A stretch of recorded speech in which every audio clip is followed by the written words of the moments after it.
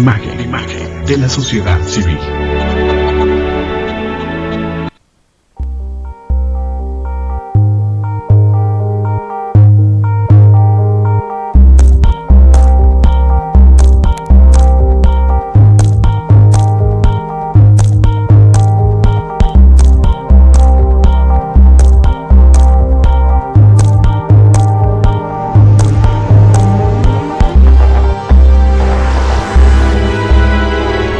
Canal Patrio, voz e imagen de la sociedad civil.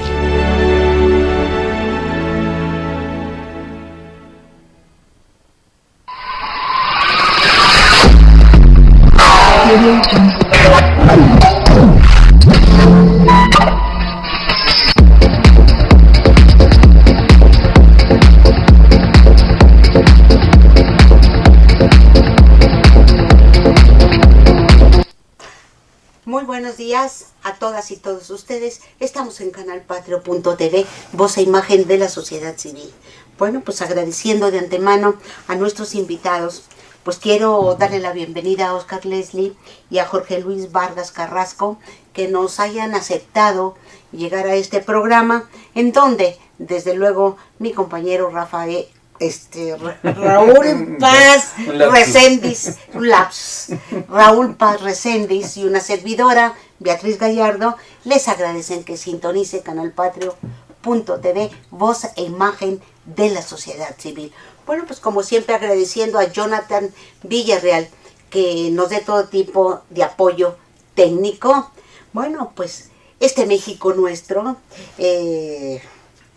bueno, iba a decir está convulsionado, pero bueno, yo creo que sí, de alguna manera está convulsionado, está preocupado los habitantes de este país. Vivimos una situación muy compleja, vivimos violencia, desempleo, vivimos estrangulamiento de lo poco que queda del Estado, ¿verdad? Adelgazamiento, vivimos pues la intentona de que ahora, por último, nos van a dar la estocada de la modificación constitucional del artículo 27 y 28.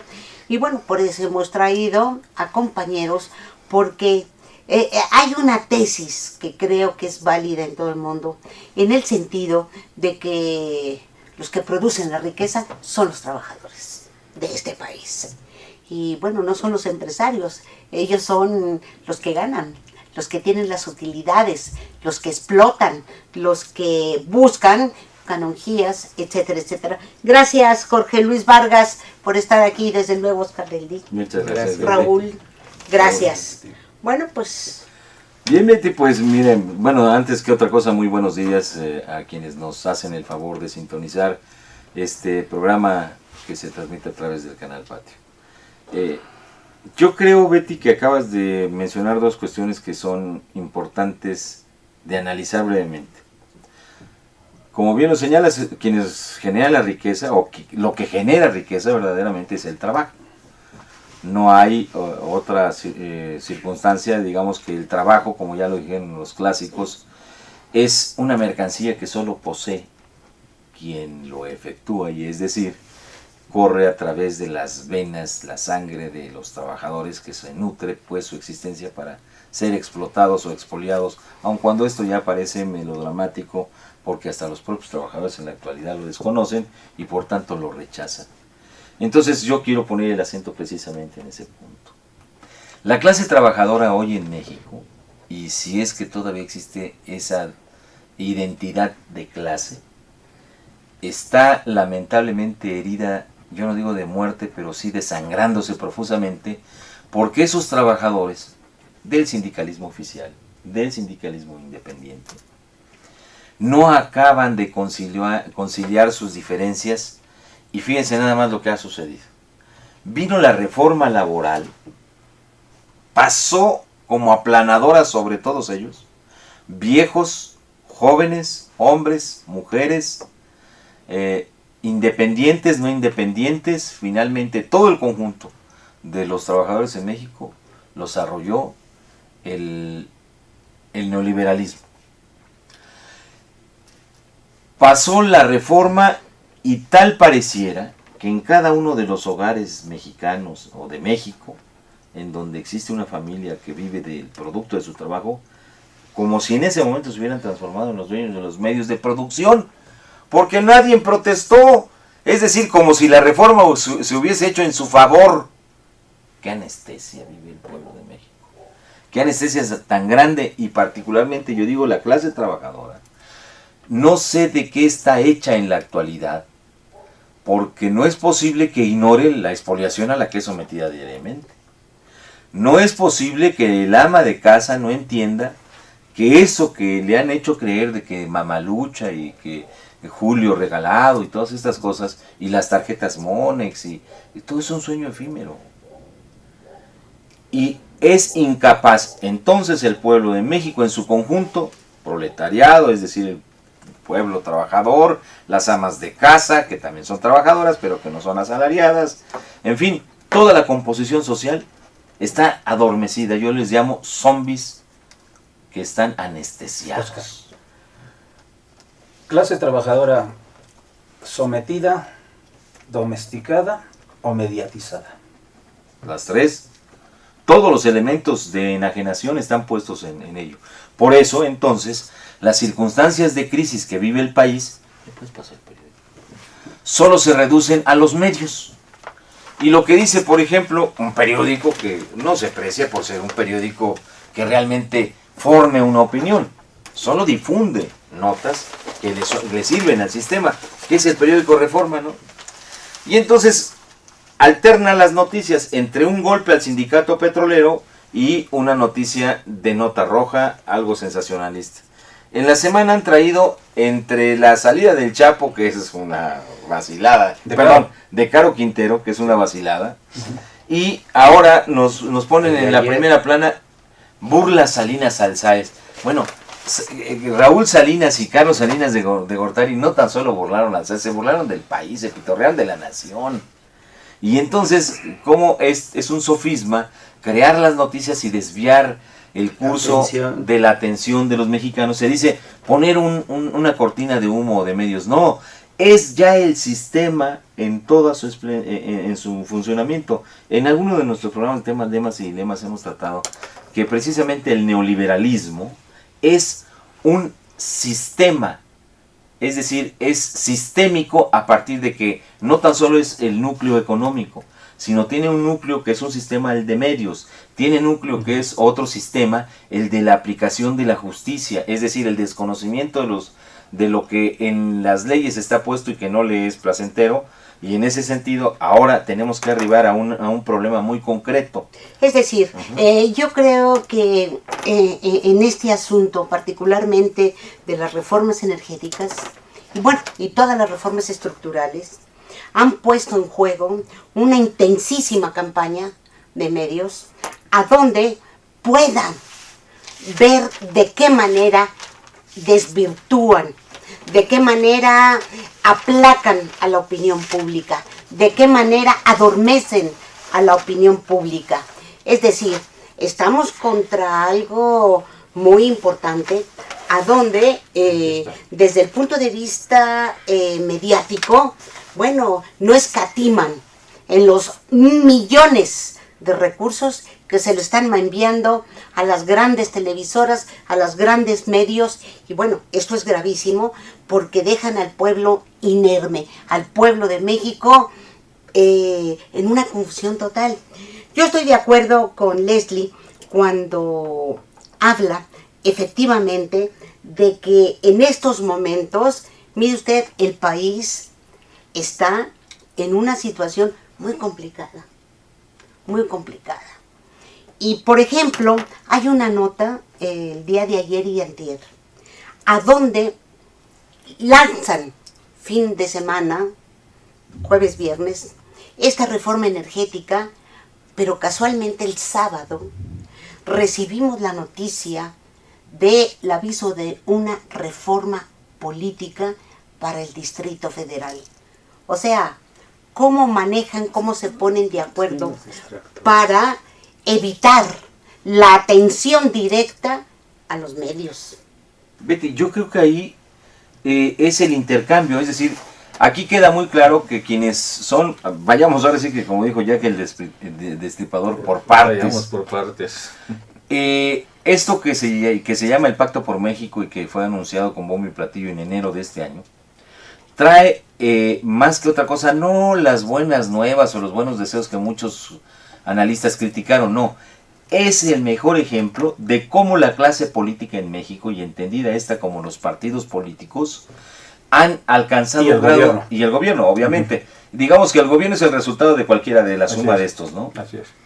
Claro, nunca, a salvo que haya una mutación en algunas cuestiones dentro de lo que se llamó la izquierda en México, llegará a gobernar un miembro del PRD. Salvo ya después probablemente este pacto sí lo logre, ¿no? Pero bueno, en ese pacto se consolida la clase política, y sobre todo dejan muy en claro a la población, si es que así lo quiere ver algún día, que los partidos políticos solo representan a sus propios intereses. Es decir, cada uno de los partidos tomó una parcela, la expresó en ese pacto y es ahora lo que se está llevando adelante. Digamos, el pago que se le da al PRD, a esta cosa que se llama PRD, en función de haber aceptado la compra de la elección por parte del PRI, Enrique Peña Nieto, con la complicidad y complacencia del PAN, porque finalmente son los partidos que han encontrado la alternancia. Y el PRD hoy dice que no se quiere ver marginado y quiere ser una izquierda moderna. Y Raúl lo decía muy claramente. No puede haber izquierda si la izquierda no es socialista. Y el PRD no es socialista. Y también Andrés Manuel López Obrador no se le puede considerar un hombre de izquierda porque no plantea el socialismo. Pero aún así, Bien, estamos en momentos Pero- en que requieren un frente común. pero lo digo en este sentido, para que no nos equivoquemos a la hora de hacer las sumas y las cuentas, ¿no? Porque cuando la derecha quiere golpear a la toma de conciencia, entonces engloba a todos en la izquierda.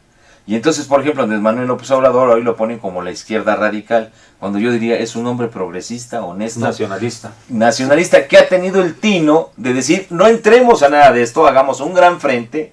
Y él dice, ¿por qué no quiere ir con el PRD? Pues ¿cómo va a ir con un PRD que está metido en el pacto? Pues ya pactó, ellos ya Si pactaron. el PRD ya pactó la reforma laboral, pactó la reforma educativa, pactó la reforma energética, y entonces ahora estamos viendo cómo cada uno de estos sectores está sacando ya sus cuentas muy rápido, aprendieron a cobrar rápido, y el PRD por eso está cobrando con estas reformas o esta supuesta reforma, que algo le dejarán, ¿eh? Que además ya el PRD, Oscar, perdón que te interrumpa, está pidiendo incluso cárcel para los maestros disidentes Claro. que están en contra de la reforma Educativa. educativa, ¿no? ¿A qué grado ha llegado esta supuesta izquierda? Es lo que quería agregar. Pero- A los maestros que hoy llaman a no iniciar clases precisamente Exactamente. en rechazo a la imposición de la reforma. Entonces lo que nos ¿quién deja nos muy en claro representa, no? es ¿Quién nos que representa? ya los partidos políticos no representan a Nada. nadie.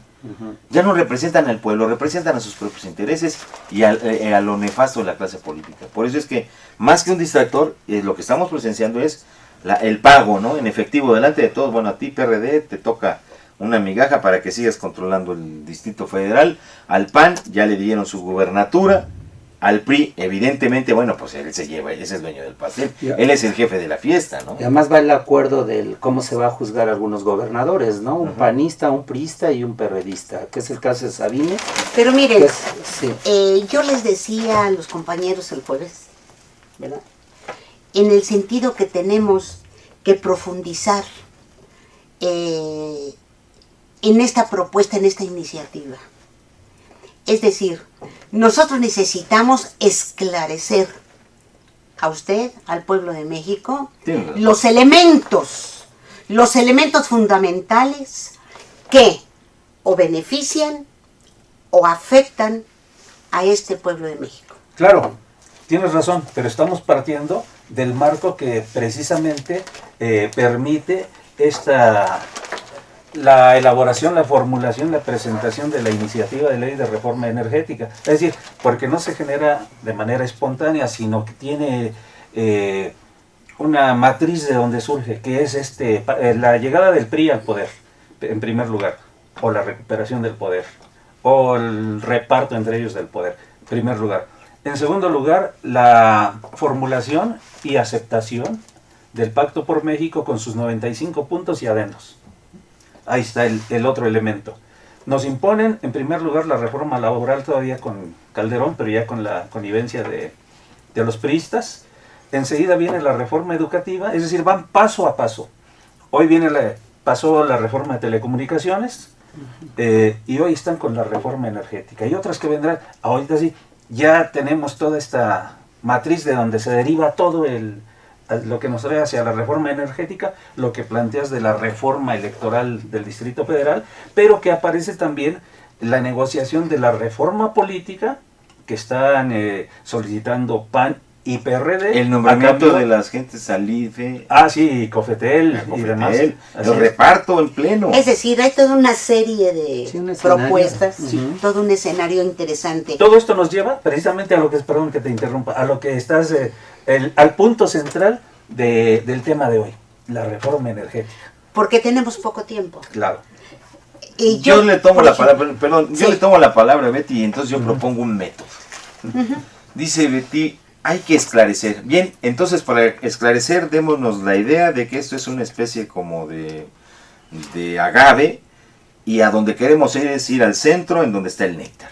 Exactamente. Ya hemos desbrozado que todo esto que es el agave, una punta es la reforma laboral, la otra fue la educacional y así, etcétera, etcétera. Y todo esto en su conjunto no es más que el entramado de intereses, no del pueblo de México, sino de los partidos y la clase política, Las élites. que en contubernio con, digamos, los diversos niveles de gobierno, sirven como único amo al gran capital, ya sea nativo o ya sea internacional. Quitamos ya todo eso, lo abrimos y dejamos el centro, que es la reforma energética. Antes, aquí hay algo que me parece muy importante, que lo abordó Raúl. Algunos fenómenos, el por qué se origina el pacto, ¿verdad? Es decir, aquí hay un problema de fondo que es el de la participación ciudadana. Estamos hablando ni más ni menos del resultado de las elecciones. Yo quiero remitirme a que decíamos, ¿verdad? Bueno, los únicos que tienen posibilidad de sacar a la derecha en este país son los priistas. Es decir, ¿eso era válido? Depende de la geometría política donde ubiquemos al PRI. Si es el centro que fue hace muchos años, o es el centro derecha, o es la derecha ¿Con también. cuántos millones de votos gana Bueno, Peña Nieto? de hecho, el porcentaje de votos entre una y otra elección es más reducido. Calderón lo impusieron con el Disminuye. 41% y a este lo imponen con el 37%. Ujú. Entonces ya de hecho son 15 millones o 16 millones de votantes que dicen que votaron por Enrique Peña Nieto. Pero como ya hemos dicho en diferentes momentos, alrededor de 5 millones fueron pagados, comprados, así literalmente con un dineral de recursos que salió quién sabe de dónde. Pero entonces, aquí cabe entonces esclarecer esto que tú estás diciendo. México va a avanzar en el modelo que se está aplicando en el país solo por la vía del PRI, porque ya se vio que el PAN en la misma tesitura siendo un gobierno de derecha no pudo avanzar porque no tiene la capacidad de cohesión ni de disciplina que tiene el PRI, que es una organización, es un organismo Ayer fue político ejemplo. que tiene muchísimos años y que de sus debilidades o sus errores, que todos ellos debilidades y errores son en perjuicio de la nación y del pueblo de México, pero que bueno, ellos eufemísticamente llaman que son sus debilidades y errores, han corregido. Pero una cosa que los mantiene firmes es su disciplina y el control de sus ambiciones dentro de los márgenes en donde el gran Tlatoani es quien reparte las cuotas de poder y de dinero, cosa que las tribus o los elementos digamos emergentes, que se podría decir que es una derecha emergente, el PRD es una derecha emergente, es digamos el reposicionamiento de aquel viejo PRI de centro, que yo me he atrevido a afirmar que el PRD no es más que la izquierda radical de la derecha radical, es decir, es la nueva derecha emergente.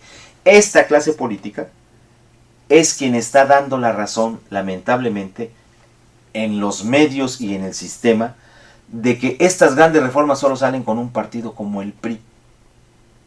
Porque ha sido capaz, primero, de concitar las voluntades todas en el Pacto por México. Una pregunta, ¿puedo hacer? Claro. Es decir, en este asunto, en este análisis, no podemos dejar de ver factores exógenos. Claro. Uno de estos factores es los Estados Unidos, las grandes transnacionales, ¿verdad? Aquí jugó los grandes intereses transnacionales y el gobierno de Obama, ¿verdad? Pues yo creo que tienen un análisis más concreto de la realidad y dijeron, bueno, pues con estos no se pueden, son mayormente ineficaces. Son muy sonsos. Son sonsos. Podemos, pero pues a distancia, ¿Te ¿no? refieres a los azules? Exactamente. Pero, Fíjate, perdón, Pero sí. tienen mayor habilidad, conocimiento, elementos de nivel para defender propuestas y echarnos nosotros un volado en el sentido de apoyar para que un nuevo partido pueda echar para adelante. Es decir, yo creo que esto es obvio, vamos a tener que ir analizando los intereses, ¿verdad?, de las grandes transnacionales y de los Estados Unidos particularmente, porque ahí tenemos que insertar lo de la reforma migratoria. digamos, es un todo. Yo creo que Jorge Luis, perdón que te haya arrebatado la palabra, pero es muy claro, no es Obama. ¿No? Es el consenso de Washington, es el ASPAN, es el TLC, en una palabra, Desde ahí empezó. es la aplicación del modelo Neoliberal. económico neoliberal Ujú. al cual se le ha depositado toda esa carga, toda esa posibilidad casi omnipotente de realizar sus deseos y llevarlos adelante. Y es por ello que nosotros hemos venido explicando que no es tan solo el núcleo económico conocido como modelo neoliberal. Pero Obama se queda la cara. Digamos que Obama es el representante de las compañías como Exxon, como Chevron, en fin. Entonces tienen que aplicar. Obama es el moreno, es el representante, el gerente, el management Sí. de los grandes ¿Coach? capitales. No, ni siquiera el coach, porque ¿Es el un coach, trabajador más? al coach se le respeta por su opinión. No, al moreno lo tienen, digamos, ya le subieron de nivel. Antes los tenían para cargar las maletas de bellboys, ahora lo tienen como un encargado del negocio, porque ni siquiera es un gran CEO. No es aquel que dirige y define las políticas, sino simple y sencillamente es aquel que recibe las órdenes. Pero, concretamente en el caso de México, es verdaderamente patético y terriblemente dramático que desde, digamos, 1976, finales de 1976, haya quedado al descubierto que Luis Echeverría Álvarez no era más que un peón de la CIA y que por tanto no era más que un peón al servicio de los intereses norteamericanos, que fue utilizado, por ejemplo, para ser el interlocutor o el contrapeso de la Revolución Cubana, y que tuvo su éxito relativo, pero que lamentablemente para los Estados Unidos los intereses económicos de una parte de su sistema, de estos no halcones militares sino los halcones financieros, derrotan la propuesta que venía manejando el mundo occidental a través del modelo económico keynesiano. John Maynard Keynes había puesto el primer gran dique, quien logró contener la ola revolucionaria de principios del siglo XX, y eso, digamos, tuvo su cenit hacia la década de los 30, en donde se inserta mucho la actividad de Cárdenas. Cárdenas es el producto de esa ola revolucionaria que viene y que irrumpe con toda la fuerza, pero que se ve limitada, se ve frenada a partir del estallamiento de la Segunda Guerra Mundial, es decir, del poco control que hubo entre las propias derechas cuando la extrema derecha se apodera de Alemania y de Europa. Entonces la derecha tiene que reaccionar y deja pasar algunas políticas del keynesianismo representado en México en el caso de Cárdenas. Producto de ello, aquí está este juego maquiavélico de que si Cárdenas dijo lo que dice Peña Nieto que él dijo, palabra por palabra, o que si Peña Nieto no sabe decir que realmente él es parte de un entuerto que hace simple y sencillamente eufemismos, es decir, que trata de llevar al país de la desvergüenza a ser virtud, de lo que es contradictorio a la Constitución a hacerlo legal, es decir, de lo ilegal a hacerlo legal. Entonces es un juego que involucra muchas cuestiones, pero lo que queda claro es que todo este acto contrarrevolucionario a la Constitución Política de 1917 está dirigido desde Washington y tiene el ADN desde el siglo XVIII, en que nos arrebataron, entre comillas, arrebatar, es decir, cuando México está surgiendo a su independencia, ya los Estados Unidos tenían puesto la garra. En 1821 se da la independencia formalmente en México. En 1836 para mí es definitivo, lo reconoce la corona española, pero al reconocimiento de la corona española le queda muy poco, porque de inmediato nos arrebatan Texas y luego más de la mitad del territorio, para llevarnos de ahí hasta 1845, en donde de plano está la intervención. Y luego finalmente el otro intento de desmembrar al país por lo exógeno que tú mencionas es los intereses de las potencias europeas para hacer contrapeso a los Estados Unidos. Por eso la intención de los franceses, mientras Estados Unidos estaba en su guerra de secesión, entrar a México y en un supuesto vencer de inmediato a los mexicanos y luego recuperar Luisiana y todos los territorios perdidos y una hegemonía que habían perdido los franceses al llegar a destiempo a la colonización mundial. Y así nos llevamos en un ad continuum. ¿Qué hacían los mexicanos? Pues, zombies hoy, tarados ayer. Ese es el gran reto. No hemos tenido la posibilidad de crearnos, aceptar la identidad de mexicanos. Hay mexicanos que todavía se pelean con los molinos de viento, gachupines, mueran los gachupines. Bueno, si somos mestizos todos, por el amor de Dios. El apellido López y Hernández, el que yo llevo, es más común que los perros que existen en este país, porque venimos de una gran mezcla. Claro. Y entonces, si nos hubiéramos asumido como mexicanos todos, surgidos de un mestizaje, y entonces no hubiéramos permitido que los criollitos, que se seguían sintiendo superiores a los mestizos, y entonces los españoles superiores a los criollos, bueno, una rebatinga que nos hizo perder Texas. Luego más adelante en la guerra de reforma nos hace perder la identidad y, por un lado, es cierto, Juárez es quien se pone al frente de todos los liberales que establecen con mucha claridad la separación de los bienes del clero y de la autoridad, porque era la moda además, pero simple y sencillamente hemos echado tierra a la historia. Juárez es el primer presidente que dice que hay que hacer de México una democracia y hay que tomar los mejores ejemplos de la democracia y señala a los Estados Unidos. Dice, es esa la democracia que debemos tener y esa economía que son los norteamericanos. No lo logra. ¿Por qué? Porque es cierto, hay una ola de contradicciones entre el querer ser eso, un hombre honesto, pero que lamentablemente no tenía en ese momento ya la idea de que el liberalismo económico no iba bien con un país semicolonial, que era en aquel entonces México, que después cae en un subdesarrollo, pero que finalmente, pues, cuando Juárez no logra llevar o concretar el impulso neoliberal, llega Porfirio Díaz, y él sí lo concreta, claro. Él sí hace el pensamiento positivista, hace que el reflejo de la democracia sea como las grandes, ya no tan solo la potencia norteamericana, Europa, sino europea, porque a Juárez se le pone como una frase lapidaria que no ha sido bien vista supuestamente en los Estados Unidos, aquello de que tan lejos de Dios y tan cerca de los Estados Unidos. Y entonces desde ahí podemos traer lo que tú dices para aterrizar ya concretamente.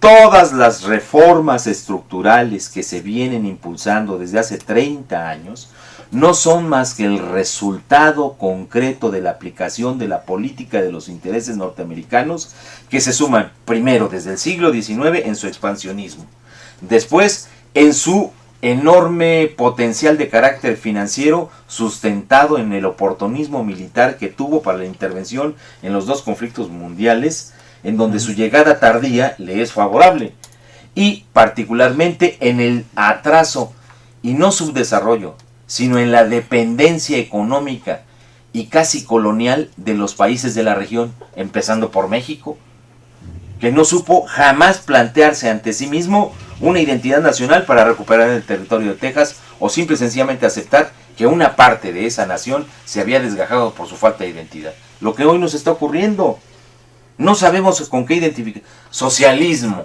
yo digo, es correcto, pero con esta izquierda, con los chuchos, Que además, Oscar, el sistema, ¿para el dónde, sistema en que México ha vivido después de la independencia, como lo vienes señalando tú, siempre ha sido un sistema capitalista. Siempre se ha planteado el socialismo, pero no ha resultado. Después de la revolución se reivindica un tanto en el 123 algunos aspectos de carácter social, pero no reivindican en toda la extensión de la palabra a toda la población mexicana, ¿no? Entonces, lo que hoy se está pretendiendo hacer nos incluye en la cuestión del sistema capitalista. Lo que pretendemos nosotros, simple y sencillamente, es que se mantenga la Constitución como un derecho de todos los mexicanos, que son los energéticos, ¿no?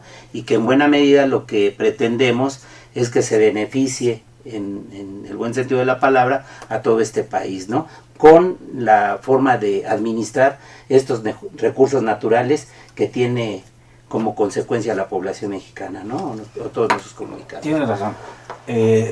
Por ejemplo, en este manejo maniqueo de la figura de Cárdenas, del legado de Cárdenas, nos podríamos preguntar, y seguramente nos respondemos con toda puntualidad, este nuevo bloque gobernante, empezando por los priistas, ¿conoce realmente el legado de Cárdenas? El proyecto histórico del cardenismo, como para asumir que la iniciativa de reforma peñista está tomada de exactamente del contexto en el que se ubica Lázaro Cárdenas en su momento. No solo con el contexto histórico, sino el contexto propio del documento. Porque incluso ya vimos por ahí caricaturas donde aparece Peña y atrás el retrato de Lázaro Cárdenas. o en la sombra de Cárdenas ya con un copete terrible, ¿no? Así es. Es decir, aquí hay una interpretación perversa de un proyecto adaptado a un modelo neoliberal que no existía en 1934-40. Un modelo de explotación capitalista. Así es. Y aquí volvemos de nuevo a lo mismo, aquello que señalaste de inicio. La clase trabajadora mexicana mediatizada, sometida, domesticada, carente de identidad. ¿Gracias a qué? ¿Por qué no hay una irrupción de la fuerza laboral de nuestro pueblo en este momento ante la amenaza que se cierne sobre uno de los recursos fundamentales que todavía le quedan al país? Ya mencionaste las direcciones sindicales oficiales, incluso las que se reclaman independientes, que no hay un llamado en este momento concreto. Tienen un paralelismo, Raúl. Las direcciones de los sindicatos y las organizaciones independientes tienen una suerte de paralelismo con la vida pública nacional a nivel general. Mantenimiento del status quo. Exactamente. Primero es mantenerse en el lugar, o sea, el status quo. Pero sobre todo, ¿fincado en qué?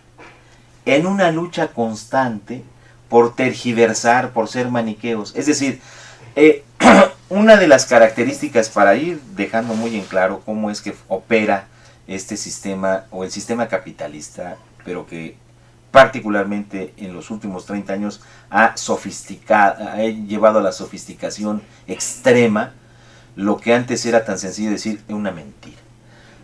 Hay una vieja tradición que dice miente, miente, que algo quedará, ¿no? Calumnia, calumnia, que algo quedará. El goebelismo alemán aplicado a nuestro país por la clase gobernante. Entonces, ahora, la práctica de mentir se ha llevado a grados de exensitud, es decir, los eufemismos, el eufemismo no es otra cosa más que una mentira elegante, una mentira dicha de una manera adecuada. Y hay innumerables videos, ahí están las aportaciones de Jalife Rame, están las declaraciones cínicas de la gente de Estados Unidos que dice, bueno, los mexicanos encuentran siempre en el lenguaje la posibilidad de violentar sus normas, ¿sí? Es decir, cuando Enrique Peña Nieto lanza aquello de que no se privatizará y no se venderá ni un tornillo, es exactamente lo que en el pasado era el PRI, muy burdo, cuando decía, no subirá la tortilla, al fin de semana subía la tortilla. No habrá un descenso en el peso, bajaba y subía el dólar. Como ahorita, Todo ¿no? esto ya sabía el pueblo de México, era la clave. Cuando un político priista o el presidente decía, no sucederá, es que sí iba a suceder. Es como dice ahorita que no subirá la gasolina y Entonces, no subirá la electricidad, exactamente. ¿Qué es lo que ha mismo. sucedido ahora, Jorge? ¿Y qué es lo que ha sucedido, Betty? Es la transformación del PRI con los medios. Es decir, un comercial, nada más veamos qué es lo que dice.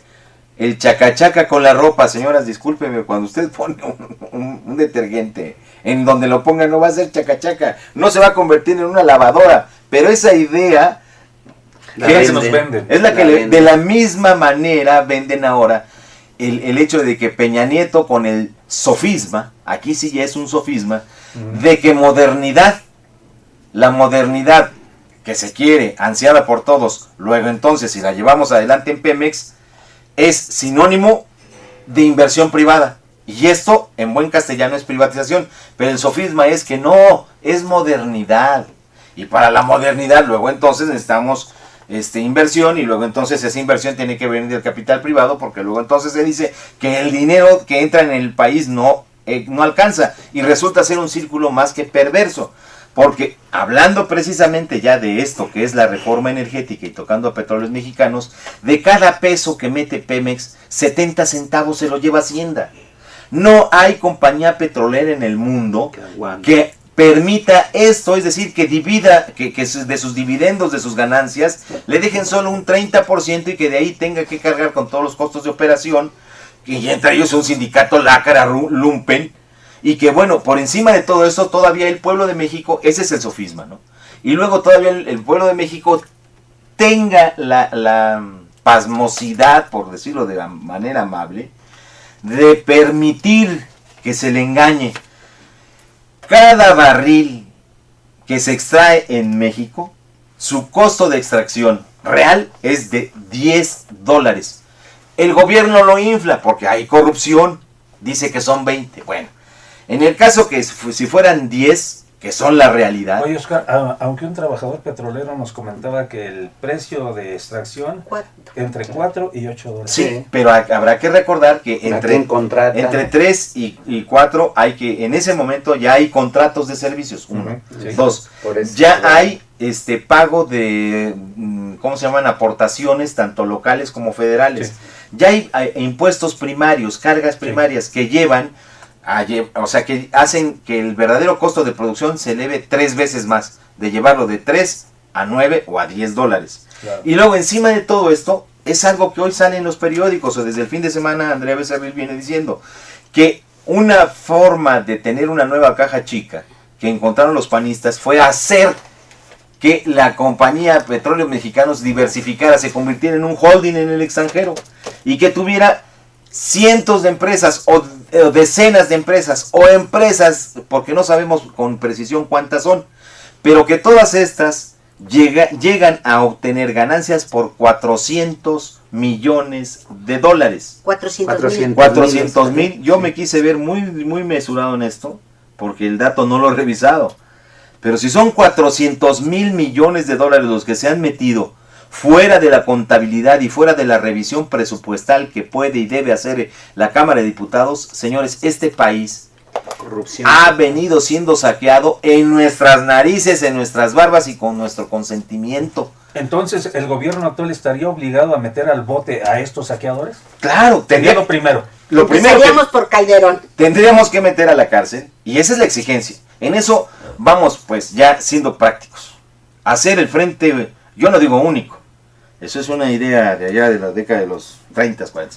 Vamos a trabajar en unidad. La gente progresista, quien se quiera llamar de izquierda, que lo sostenga, que cargue con ese, como dicen que uno de los mafiosos, perdón por el paréntesis, a la guisa de que dejaron libre a Caro Quintero y que se les fue porque obviamente era parte del acuerdo, porque aquí ya se ve también que Enrique Peña Nieto ya transó con los capos y les dijo, bueno, yo les devuelvo al jefe de jefes, pero ya bájenle, ¿no?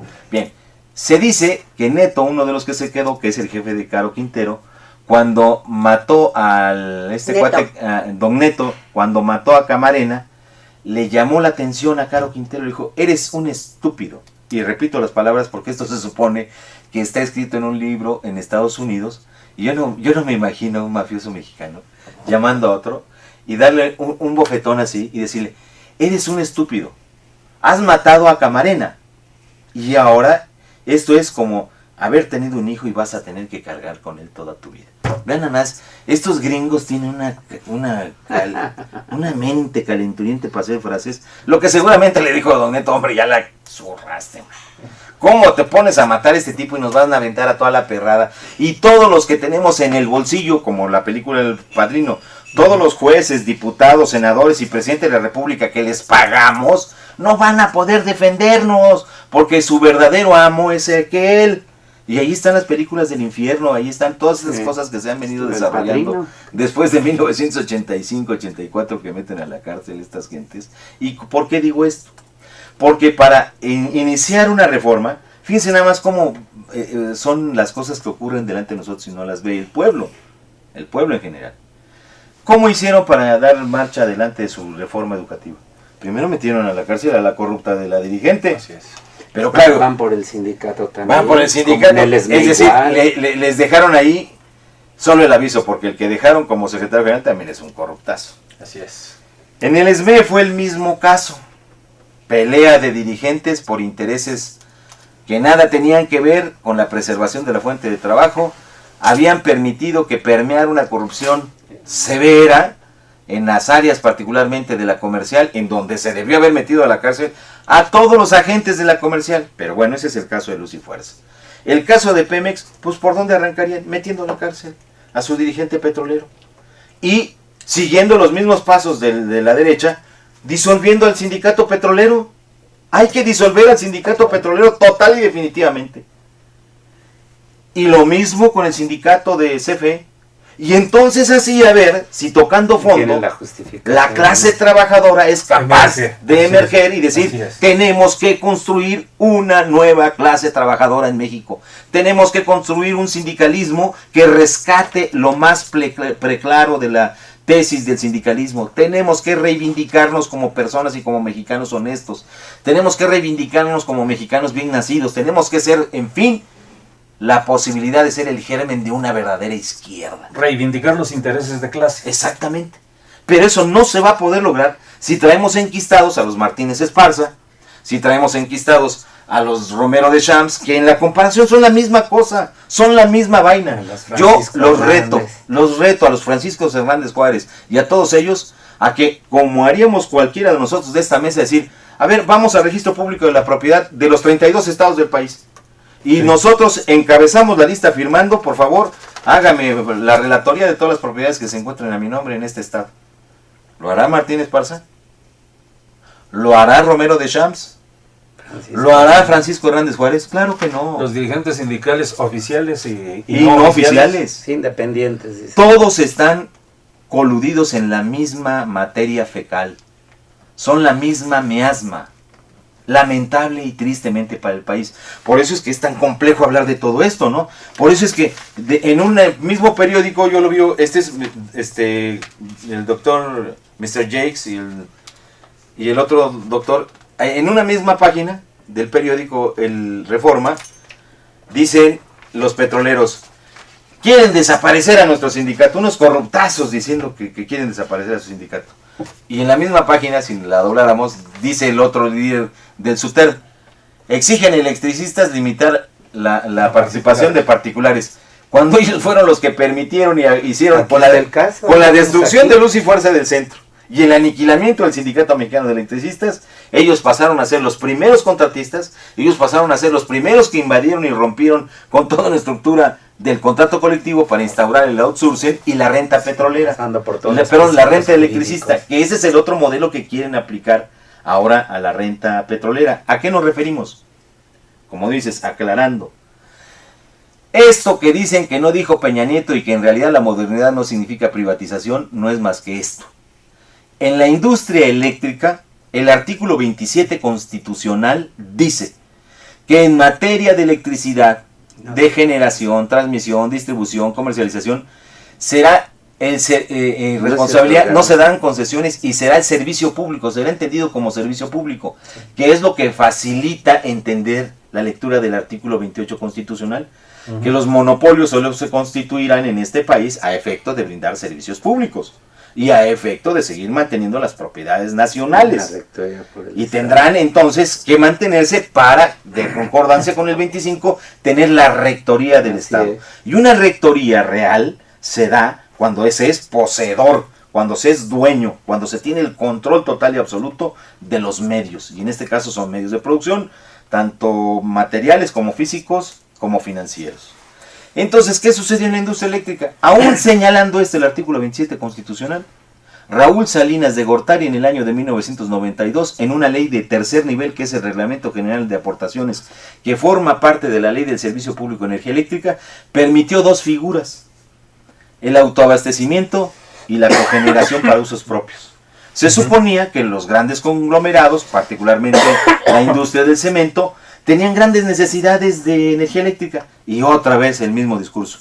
El Estado no podía brindarles eso a través de sus agencias gubernamentales, que era Comisión Federal de Electricidad, y entonces le dice: te voy a permitir que tú te cogeneres tu propia energía eléctrica. Ah, pero te digo, no vas a poder vender esa energía más que a mí. Fíjense nada más. Fíjense nada más, es decir, lo castigó supuestamente. Y no era así. Lo que en realidad es el acuerdo que tenía Salinas, o que logró Salinas, con Josep María Córdoba Montoya atrás de sí, que es el maestro. José María Córdoba Montoya es el maestro de Pedro Aspe Armela. Así es. Y Pedro Aspe Armela es, pues digamos, el mentor de Videgaray y de Lozoya Talman, uno actual secretario de Hacienda y el otro actual director de Pemex. Ambos hijos o parientes o gentes ligadas al salinato.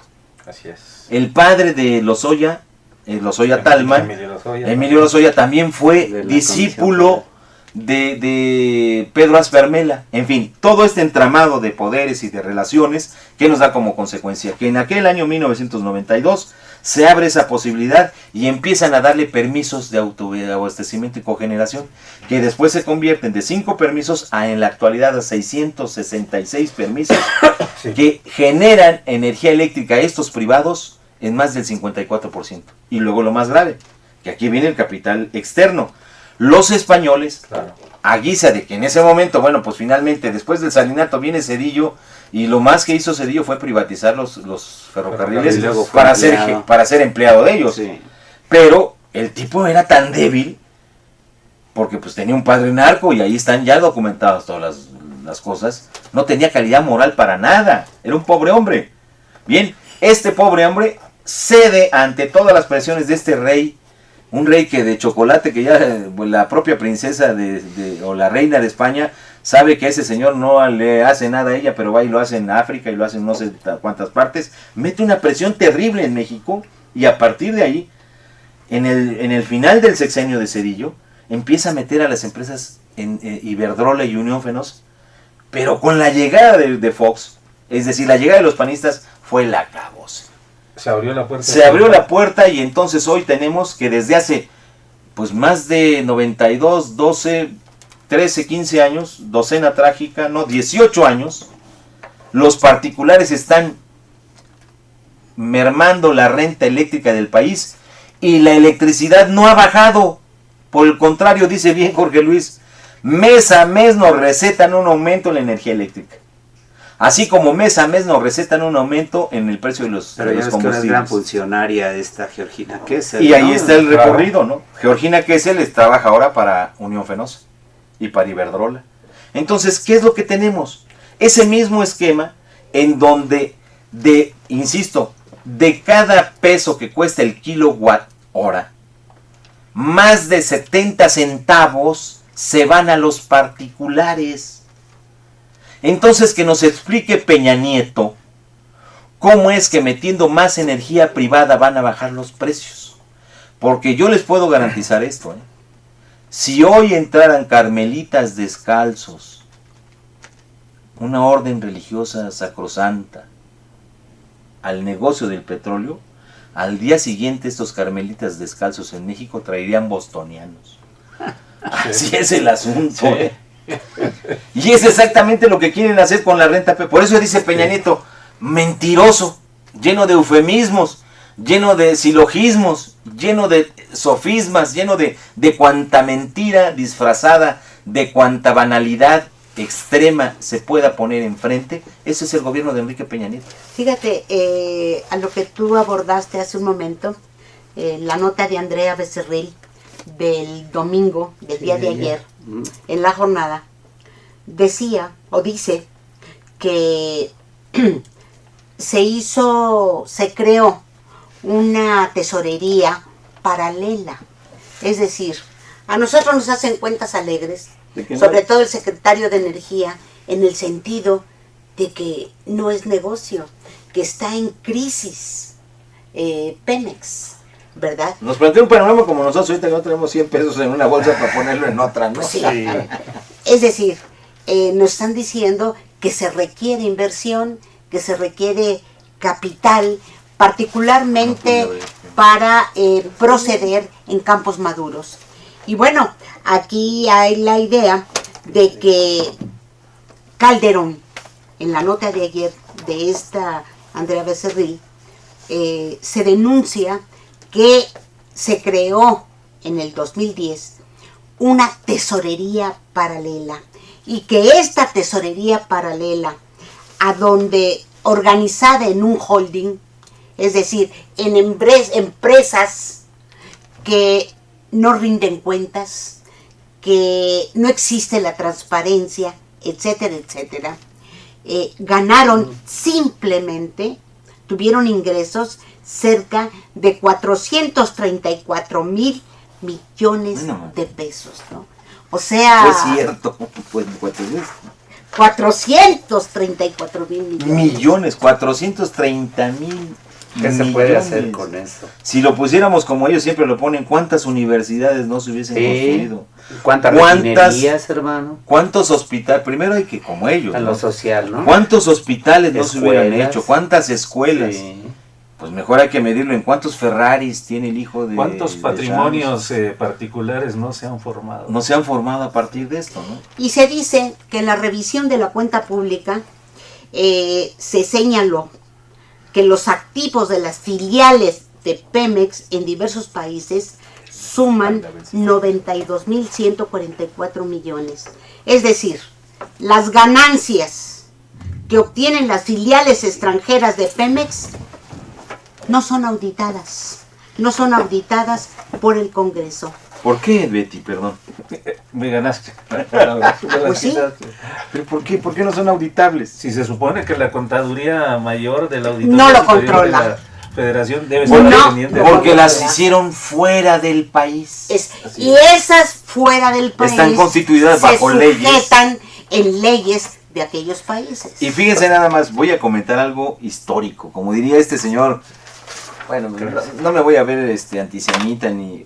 que sea judío no, eso es lo de menos. Enrique Krause es muy dado a poner historias fantasiosas. Yo les voy a decir sinceramente, esto de que no se les puede hacer una auditoría porque están fundadas en leyes extranjeras, fue el mismo proceso, fíjense, pero a la inversa, que en México tuvo que pasar la industria eléctrica. Todo mundo sabe, otro de los grandes sofismas, o otro de los grandes eufemismos, que en 1960 se nacionalizó la industria eléctrica por parte de Adolfo López Mateos, y curiosamente el secretario de Comercio de aquellos años era el padre de Carlos Salinas de Gortari, Raúl Salinas Lozano. Así es. Bien, a este tipo se le encargó, porque además dicen que era muy trabajador porque tenía unas manos muy grandotas, se le encargó de hacer todo el asunto financiero para llevar adelante la nacionalización de la industria eléctrica. Pero a diferencia de la de Cárdenas, la industria eléctrica se llevó adelante por medio de acciones de carácter financiero. Se compraron las acciones.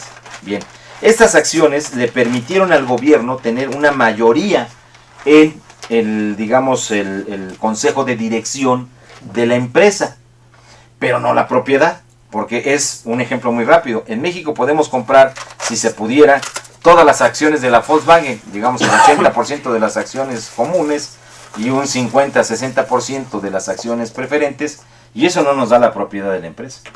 nos da solo una gran parte de los dividendos y la posibilidad probablemente hasta de sentarse en un consejo de administración. Sí. Bien, entonces en 1960 el gobierno mexicano lo que hizo sí fue comprar una parte de de esta industria eléctrica que estaba dividida en dos, la American Foreigner y la otra era la Mexican Light. Así es. Del American Foreigner sí compra el 100% de las acciones comunes y preferentes. Y entonces Oh, ya sí. estando en el consejo de administración, ya totalmente como controlador, entonces sí, pudo hacerse del control de la empresa y determinar que a su vez también el gobierno federal compraba todos los activos y pasivos, es decir, todas las Sí. propiedades y todas las deudas. Pero no hizo lo mismo con Mexican Light and Power Company. Por eso la compañía de luz y fuerza del centro, S.A., en liquidación, desde ese momento en 1960, no podía ser controlada más que por el aspecto financiero.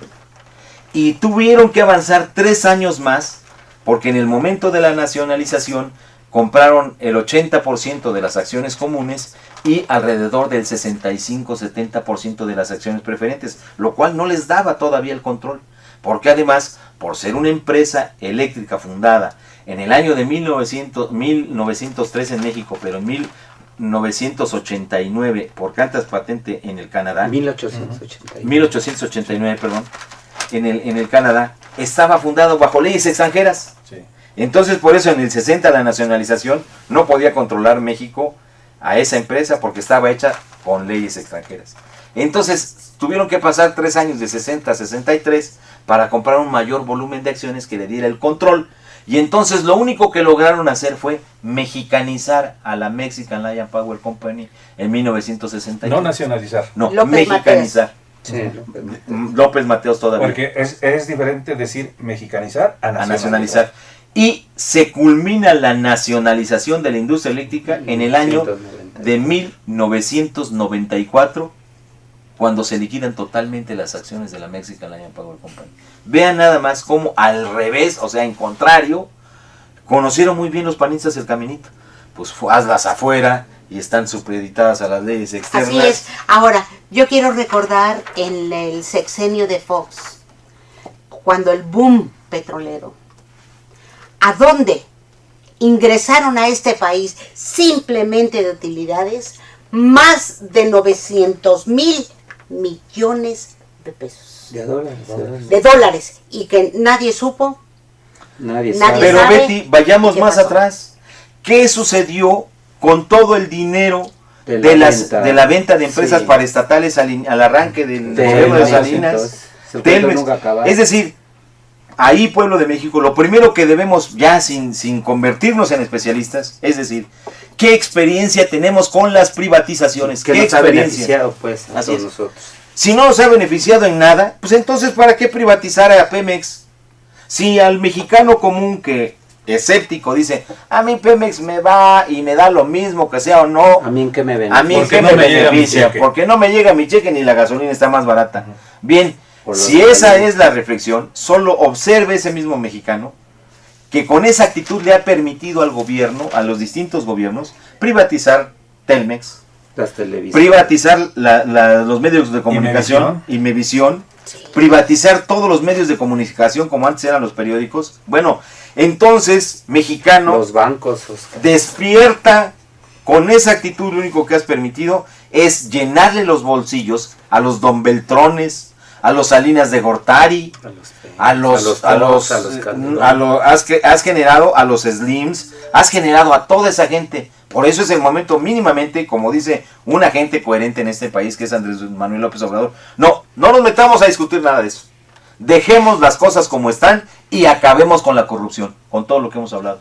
Acabar con estas empresas en el extranjero, acabar con el sindicato petrolero para que se refunde una nueva organización sindical sin la mano metida del gobierno y sin los líderes charros, a ver si es cierto que un dirigente sin el control del gobierno, y a ver si es cierto que un dirigente incapaz, ignorante y ladrón es capaz de someter y convencer a miles o a cientos de trabajadores, que entre ellos definitivamente hay gente capaz, honesta y decente, pero que evidentemente es aplacada, es golpeada o Mira, es minimizada. yo me conformo con esclarecer esto hacer conciencia sobre todos, con todos estos elementos que se están manejando y se está denunciando. Porque bueno, yo creo que en estos momentos es pedir peras al olmo, el que se acabe el sindicato. Yo creo que como alguien como tú, ¿verdad?, dijiste hace algún buen tiempo, Unos 3 años. más o menos, dijiste, lo sabemos, existe. Bueno, hay que esperar, son capillitas que se les va a llegar su turno.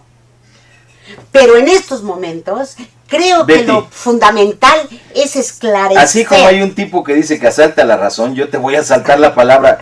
A lo largo de 3 años en donde he visto consumirse, y no es una metáfora, miles de vidas de trabajadores electricistas, algunos han llegado al suicidio, otros han llegado a la ruptura total de su relación social, sus familias.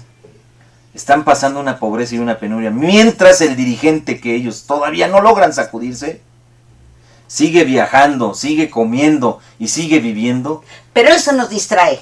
Sí, pero el distractor también, en una guerra, en una batalla, hay que ir a la pelea con lo mejor que se tenga. Y si el distractor no es más allá, ¿cuánto les llevó de tiempo meter a la cárcel el Bester? Unas cuantas horas. En unas cuantas horas, yo estoy completamente seguro que si se aniquila ese sindicato, ¿cuántas horas le tomó a Calderón aniquilar al Sindicato Mexicano de Electricistas? Sí, pero esto es algo que Betty, sirven a los intereses del concluyo, gobierno. y ahí es una polémica que vamos a abrir. Pues por supuesto. Claro, esta polémica, si en este momento se decretara la liquidación de ese sindicato o de esa empresa, yo les aseguro que sin reforma, ese sindicato tendría mucho más rapidez para reconstruirse de lo que le ha tomado el Sí, mes pero estamos en una situación al revés. Estamos frente a una situación gravísima en el país, que los mexicanos, los trabajadores, tenemos que hacer conciencia de que juntos debemos de tener esta privatización Sí. del Yo gobierno. sostengo, Betty, Estoy de acuerdo, pero hay un elemento clave. El sindicato petrolero ha manifestado públicamente su acuerdo con este proceso que está emprendiendo. Que el no son nuevo los bloque. trabajadores, que no son los su trabajadores. dirigencia. yo estoy Que está completamente declarando. seguro, Betty, y es la polémica abierta, que si en el momento que esos trabajadores se vean desposeídos de todo, pero con la posibilidad de reconstruir un sindicato, también coadyuvaría la defensa del petróleo. Pues, Porque ¿quién serían sabe? los primeros interesados ¿Quién en que sabe? no se llevara adelante la No sé, privatización. aquí ya es una cuestión táctica. Bien, lo Sí. acepto. Sí. Lo acepto. Sí. Lo acepto. En lo táctico estamos de acuerdo, Sí. pero en la posición que asume el sindicato, la cúpula sindical, no el Está sindicato, perdido. la cúpula es totalmente ajena. Tener Yo otro les sindicato es lo pregunto mismo. a ustedes, ¿no se estarán dando cuenta los trabajadores de esta realidad? No, no, ¿Quién sabe? no. No, Estoy de porque acuerdo. no hay un solo estallido congruente Mientras ellos no les para el toca, ¿no? rechazo a la privatización. Hubo una sola movilización en Pemex, en una de las refinerías cuando se anunció su cierre. Una sola movilización y sus peticiones eran más que mínimas y gremialistas. No cierren nuestra fuente de trabajo. Por el amor de Dios, no se dieron cuenta que lo que están cerrando es la industria nacional, la industria petrolera nacional. Por eso es que me atrevo a afirmar un rotundo no. Y encuentras focos aislados en el A gremio lo mejor petrolero, es como la Unión de una Petroleros, visión pero sin mayor... un poco limitada. Yo tengo otras informaciones, ¿verdad? Esperemos que en bien de los trabajadores, pero en estos momentos, en bien de conservar en este país el petróleo para las futuras generaciones. Lo vamos a ver el 8 de septiembre, la Yo movilización. creo que de sí hay Andrés sus Manuel, que logra excepciones, concitar. ¿no, Betty? Yo estoy, pero la gran mayoría sí seguramente está mediatizada, ¿no? Es decir, los medios son los que han actuado bajo la conciencia de ellos. Aquí lo tenemos. mira. Y no así en sus dirigencias. Pongo un ejemplo, No porque vayamos la hasta el semana 8, ¿eh? pasada No vayamos. me tocó ver una entrevista, ¿no? De 2 expetroleros. Uno, un ingeniero, si no mal recuerdo, lo vi con Carmen Aristegui, de nombre Francisco Goicochea, una persona ya mayor, y un otro Montoya Martín del Campo, sus apellidos. ¿No? Gente que conoce primero del tema y segundo que está muy consciente el por qué debe de estar en la Constitución el derecho de los mexicanos en función de lo que son los energéticos.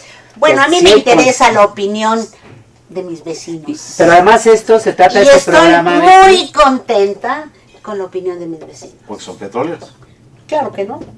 Son mexicanos igual Son que mexicanos, nosotros. Entonces, gente modesta. Estamos de acuerdo en que no son los trabajadores los que están asumiendo la defensa Bueno. del petróleo. Bueno. Y miren, yo quiero cerrar solo con esto. Solo observemos hasta dónde está la pérdida. Ya no tan solo un sindicato, porque eso es doloroso para quienes hemos sido trabajadores y hoy somos jubilados y no tenemos vergüenza de decirlo. Una de las características fundamentales del Estado es que tiene el poder supremo e independiente y que debe no ceder a ningún otro poder su poder sobre el Estado nacional. ¿Eso es una realidad en México? No, está perdido el país. Es un momento de contingencia nacional. Por eso es que estar supeditado a que el anclaje de la unidad nos siga manteniendo corroídos, es decir, vamos a llegar con un ejército con los pies de arena, porque si son esos trabajadores petroleros agachados y empinados los que estamos esperando que reaccionen, no lo van a hacer. Si estamos esperando que lo que queda de las huestes del Sindicato Mexicano de Electricistas lo haga, no, están muertos de inanición. Su dirigente los mató de hambre, los mató de posibilidad y de existencia, les limitó su poca capacidad de raciocinio para llevarlos a la necesidad de parias, de estar esperando a ver cuánto les sueltan para poder sobrevivir, porque ya no son capaces de pelear la propia dirección de su sindicato. Eso es muy grave. Yo creo, Es muy en grave, estos Betty. momentos, ¿verdad?, Gravísimo. que el compañero Leslie está abordando una realidad, pero esta realidad rebasa a los trabajadores sindicalizados y está tocando el centro neurálgico de la nación. Y en ese sentido, programas como estos y como estarán dando en las aulas, en las universidades, Claro. para mí esto es muy importante de hacer conciencia, de hacer claridad. Pero yo creo que el espíritu que debe prevalecer fundamentalmente en estos momentos es un espíritu del sí se puede frenar. Claro. Es un espíritu de unidad, es un espíritu de lucha, es un espíritu de confianza que estamos en la línea de la defensa, no solamente de los derechos constitucionales, sino en defensa de la nación, Raúl. Claro, pero estamos construyendo ese escenario deseable, lo deseable, que irrumpa la nación, el pueblo mexicano. Pero el escenario posible, eso es el que tenemos que trabajar por transformarlo, de acuerdo a tus palabras, de acuerdo a lo que ha señalado Oscar. No somos anti todo, somos constructores de eso nuevo, de esa defensa de los intereses nacionales. Eso es lo importante, eso es lo que señalaba Oscar y Jorge hace un rato, lograr esa amalgama de intereses de la clase trabajadora, del pueblo de México, en defensa de la nación, en defensa de su soberanía, en y defensa de sus aquí, recursos malo, energéticos. bueno, ¿verdad? Pues el único que está creando líder, resistencia, claro, ¿verdad? sí. Es Andrés Manuel López Así es. Obrador. Así me caiga mal, Sí. ¿verdad? Tenemos que sumar esfuerzos, Y ¿verdad? ya veremos el 8 de septiembre. Ah, pero La única que no nos puede caer mal es la nación, Betty, y ahí Exactamente. caminamos todos los mexicanos, ¿no? Con ese principio que has marcado, si se suma lo que quiera del sindicalismo a esa lucha, con esa línea, adelante. Claro. Porque aquí hay una diferencia, que yo creo que puede ser el punto de acuerdo. Es decir, no se trata de excluirlos, No. se trata de invitarlos a que se sumen, pero a este esfuerzo. No a crear una nueva central de trabajadores en donde ya no hay trabajadores, no a crear una OPT que solo sirve a 2 o 3 dirigentes, que además si tuvieran la capacidad o la presencia moral para decir, ¿saben qué? No soy un hombre preclaro, no soy un héroe de bronce, soy un ser humano. Pero vamos, un ser humano que no controla lo que bebe y que sus adicciones han llevado a algo más que las drogas permitidas, no puede estar al frente de un movimiento.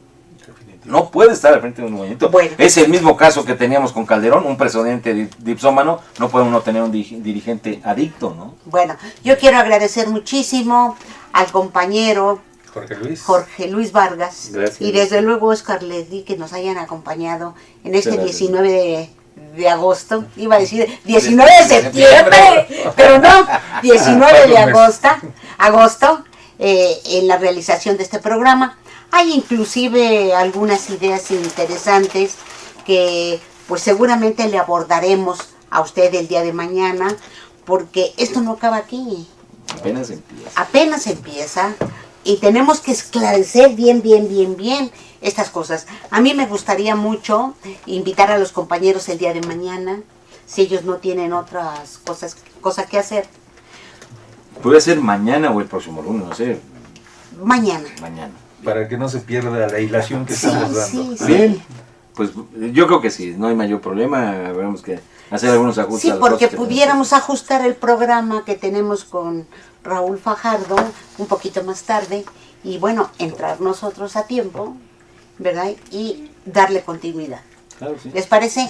Quedan Yo muchas quiero cosas agradecer en muchísimo a nuestro compañero Raúl Paz Reséndiz que nos haya acompañado en la conducción y agradecerle desde luego a nuestra compañera Isabel Villaseñor que nos dé todo tipo de apoyo técnico, a usted por sintonizar canalpatrio.tv, voz e imagen de la sociedad civil.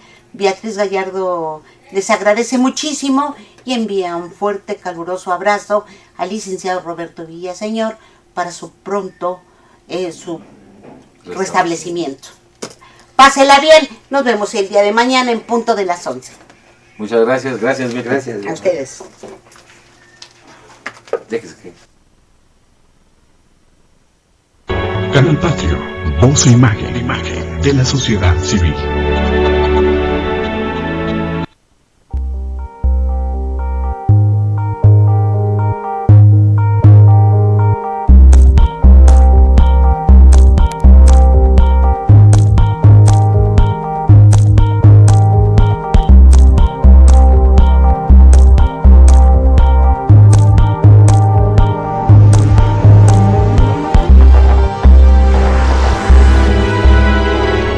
Canal Patrio, voz e imagen de la sociedad civil.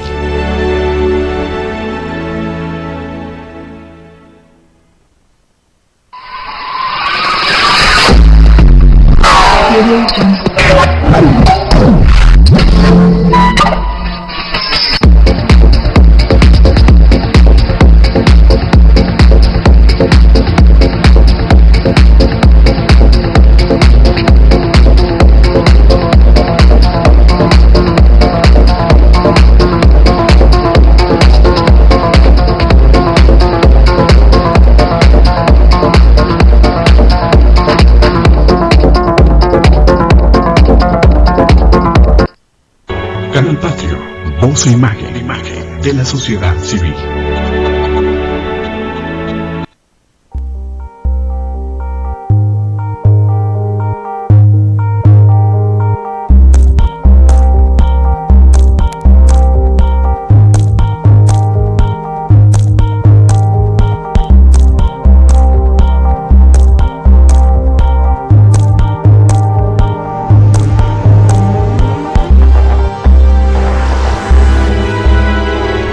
Canal Patrio, voz e imagen de la sociedad civil.